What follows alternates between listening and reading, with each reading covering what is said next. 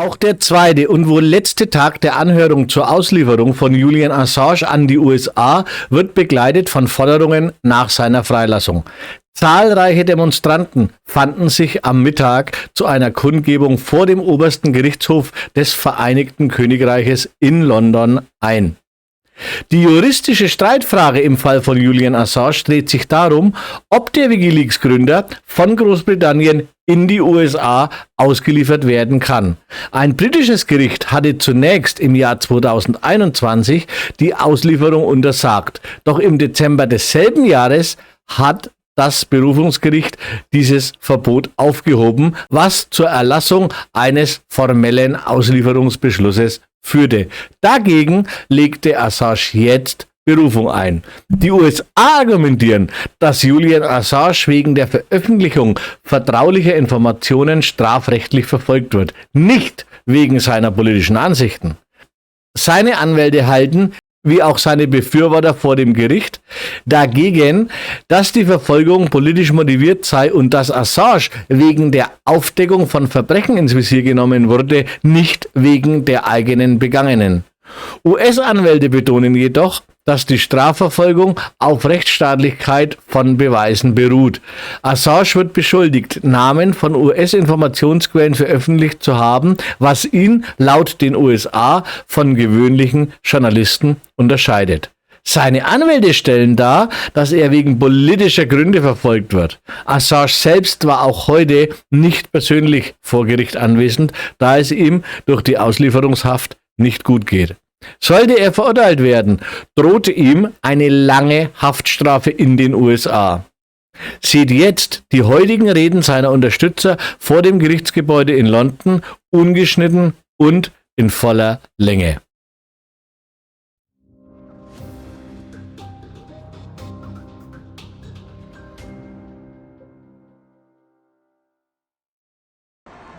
I welcome the People's Assembly happening here today.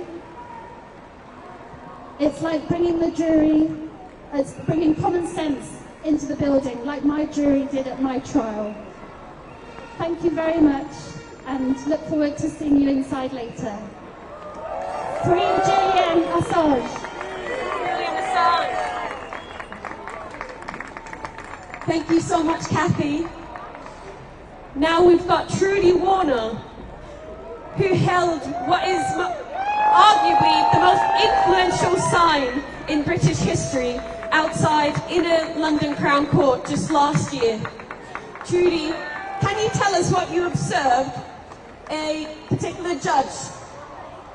What was he doing to the juries? What did you think about that, and what did you do?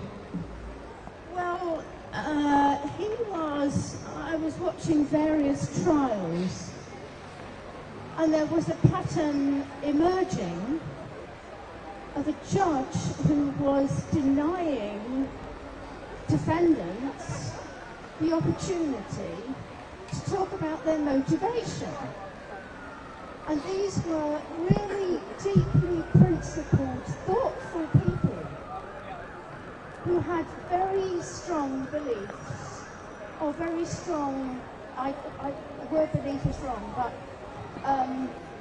and I actually felt that to have a trial where defendants can't talk about their motivation and put their actions in context, I thought that that was an insult to the jurors, I thought it was an insult to the defendants, and I think it's an insult to justice, actually.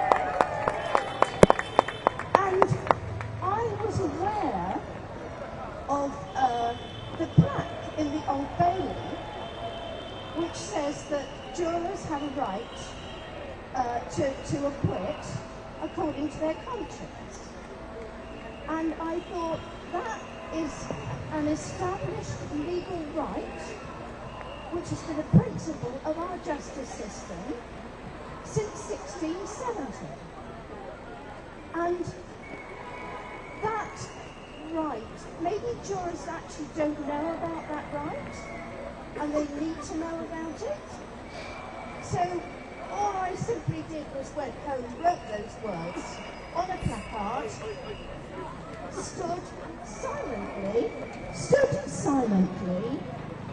with the placard alone on the pavement, for which I was arrested. I was then taken to the Old Bailey, the Central Criminal Court, and I now have a hearing at the High Court. Now this, to me, is the stuff of fiction. This is Kafka, this is Orwell, this is Russia, this is China. This is not the UK. Except that it is the UK, it's happening now, it's happening to a very ordinary person like me. I'm a retired social worker, and a year ago I would not have stood on a platform like this and spoken to this kind of a crowd.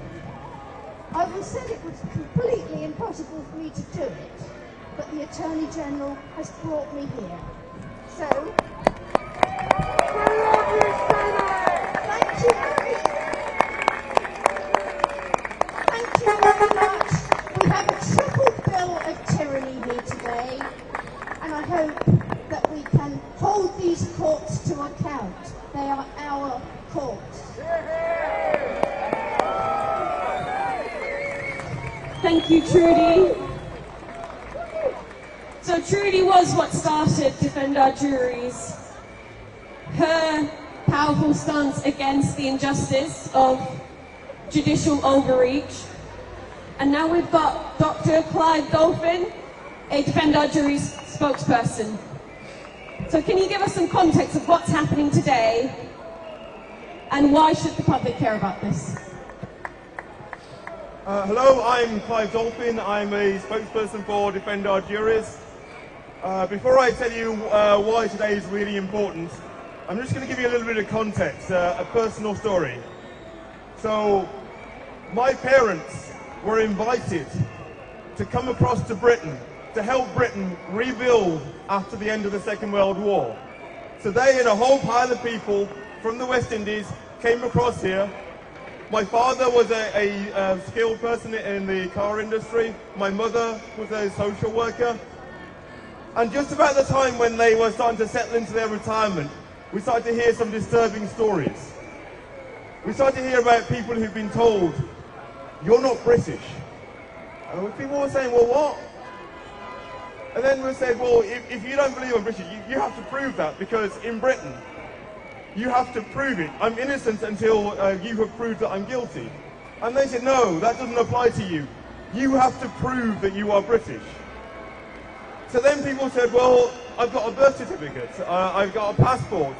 There's one person who spent decades in the British Army. He said, "I've got my medals, I've got my war record." And the Home Office said, "No, actually, we're the experts on what it is to be British, so we will decide what the test is." And the courts that my parents had so much faith in said, "Yeah, okay." So then the government said you have to have 2 pieces of documentation for every year that you claim you're in Britain. Not something from a bank, not something from a building society, from the government. There were people writing to schools saying, "Do you still have my school records?" There were people who had parking tickets from the 70s saying, "Do you still have the letter that you sent me for the parking ticket?" So I've known for some time there is a problem with the courts. Why today is so important is because in order for a jury to make a decision about whether someone is innocent or guilty, they need to hear the facts. They need to hear the case. And if you have a defence in law, you get to present your case, you get to present your facts. But if the judge rules that you do not have a defence in law, you can't present your evidence. Your expert witnesses, they can't take the stand. They can't present their evidence. And so if the evidence isn't presented, how are the jury supposed to make a decision? And this is what the courts, in conspiracy with the government, are trying to do. They don't want the jury to acquit. They've been finding that juries, equipped with all the facts, have looked at it and said, "You know what? I believe in what that person's doing. I believe that what they're doing isn't wrong." And so they're trying to corrupt the system, to take away their ability for the jury to hear the evidence. What we have to understand is Once you've done that for one set of trials, you can do it for any set of trials. This applies to all of us. Now, I've heard that just up the road, over there, at the inner law Crown Court, Judge Silas Reed has said he's going to delay his case in order to take into account what has happened here in the case that's being heard over here. And I ask you, how can he know that tomorrow there will be a verdict from a case where they haven't even heard the evidence yet? How can he know that? If you don't see something corrupt with that, you really aren't looking. This is why it's important. This is why we're here today. And this is why I'm inviting all of you to follow me, head into the court, let's hear this evidence, and let's have a good old discussion about it.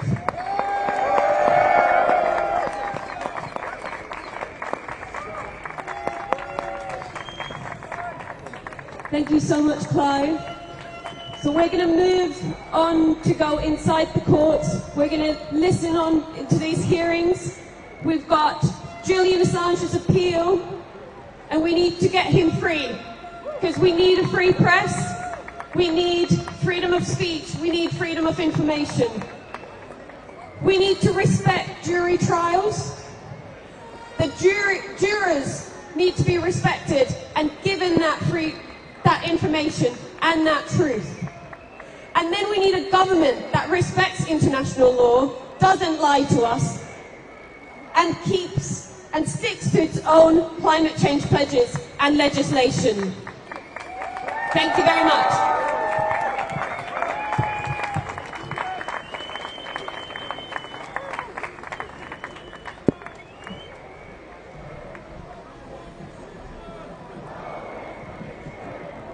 Thanks very much. I know that the court's just about to begin again this morning. This is the Free Assange campaign now back on the stage. Thank you very much for coming out today. Thank you for all the support for the Julian Assange campaign. Of course, this is a very important day in court. This is the second day of the trial, and we'll be hearing what the American government's lawyers have got to say in answer to the case put to them yesterday by Julian Assange's lawyers. Now, I've got a very important speaker here, a very important guest for us to hear a few words from. He's a journalist who has written again and again in defence of Julian Assange, has appeared on platform after platform. He writes absolutely magnificently right across the press, but especially for Middle East Eye. Please welcome writer, journalist Peter Oborne.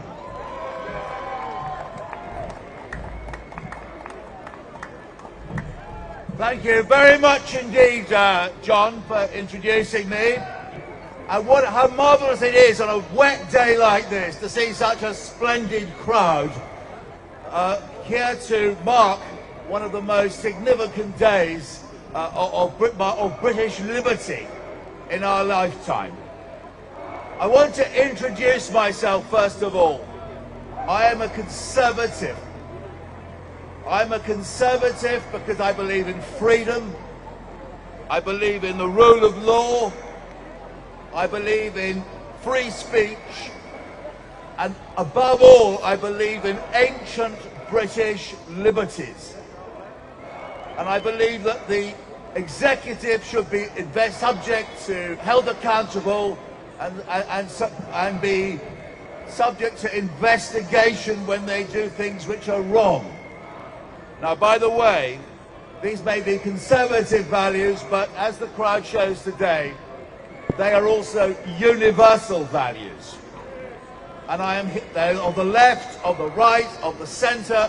They are universal values which we are here to try and protect and articulate outside the Supreme Court of Justice, which, let's not forget this, ought to be the basis of fairness and decency in this country. But I'm not just here as a conservative, I'm here as a conservative journalist. I've been the political editor of The Spectator. I've been the chief commentator, political commentator for the Daily Telegraph and for the Daily Mail. I've spent my life fighting for the freedom of the press, and this is the greatest threat to press freedom and freedom of journalists of my lifetime. I want to quote a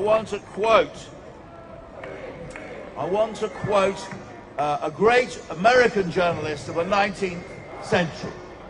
He said, "The purpose of a journalist is not to afflict the afflicted.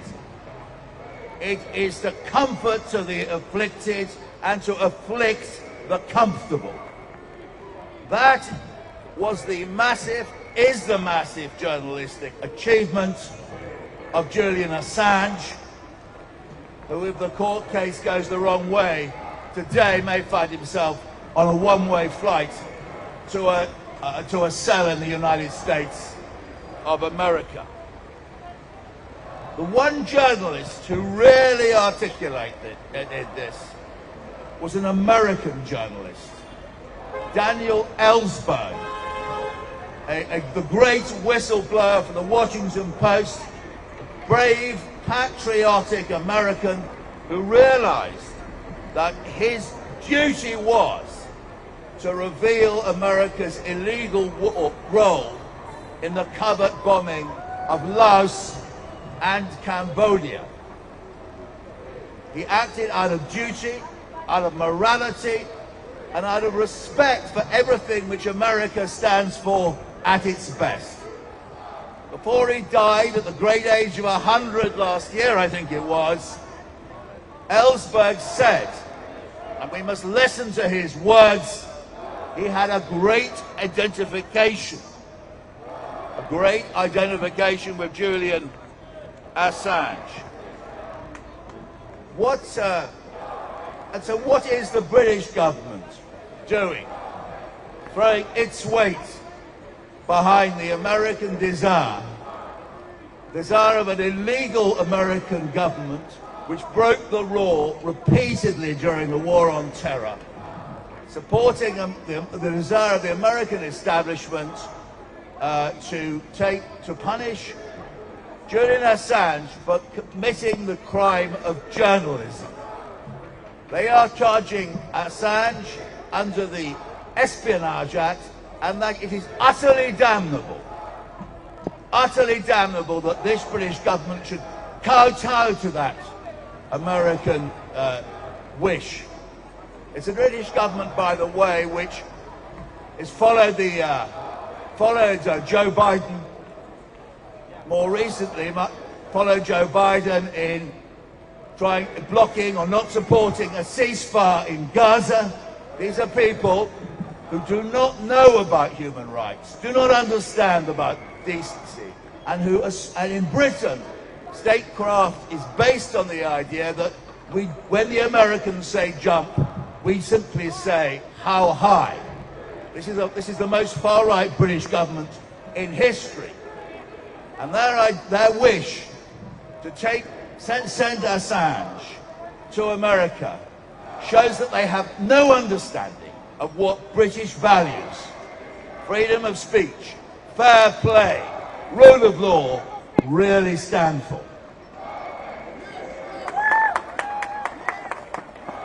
And so don't be under any doubt what will happen if Julian Assange, who has broken, by the way, more scoops than any other journalist, all the rest of us put together.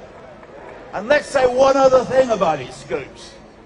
It's not the usual trash about celebrities or the royal family. These are real scoops about real people, which tell us about the way the world is ruled. Among the countless revelations which Julian Assange brought to the world, the number of Iraqi dead, which had been suppressed by the US. He brought to the world the awful truth about Guantanamo Bay. He brought to the world the video of soldiers in a US hospital laughing as they shot and killed unarmed civilians in Iraq, including a Reuters photographer and his assistant. And by the way, you're wondering whether or not the Americans disciplined the perpetrators of this crime.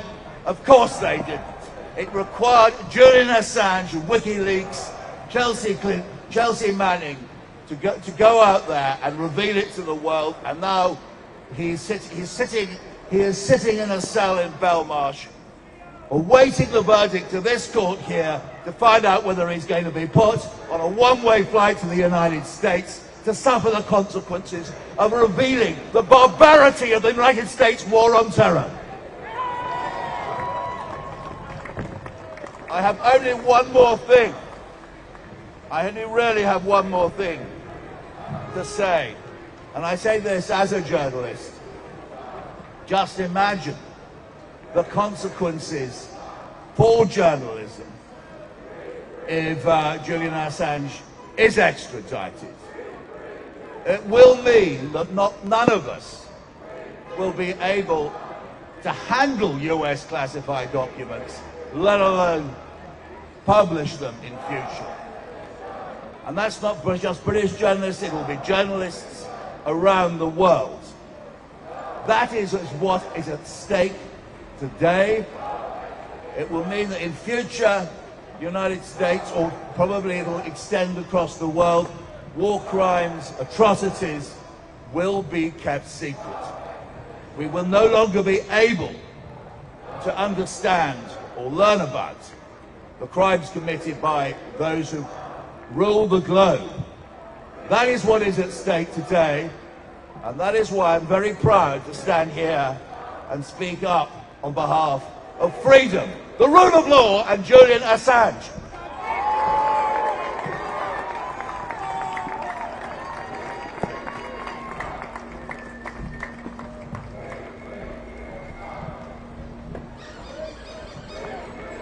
That was Peter Obon. Thank you very much for that very clear, incisive analysis of what's at stake in the case of Julian Assange, and for your support.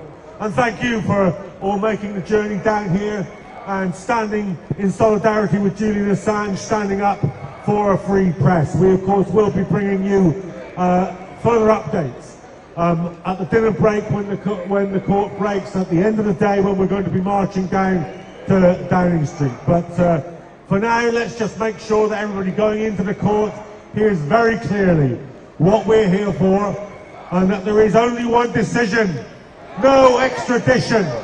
No extradition. Only one decision: no extradition. Okay, let's see you one more time. Wave your umbrellas if you support Julian Assange. Thanks very much. Thanks for coming out. We'll see you at lunchtime.